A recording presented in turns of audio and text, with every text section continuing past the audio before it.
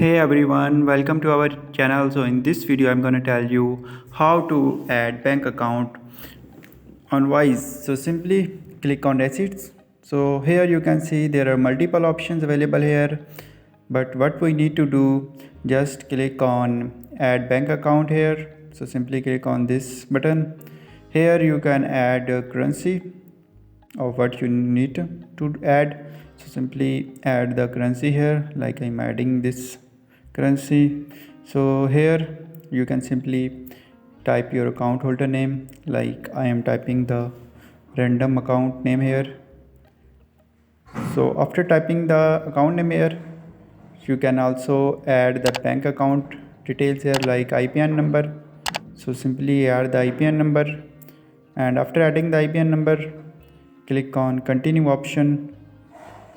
So this is the simple way to add bank account on Wise.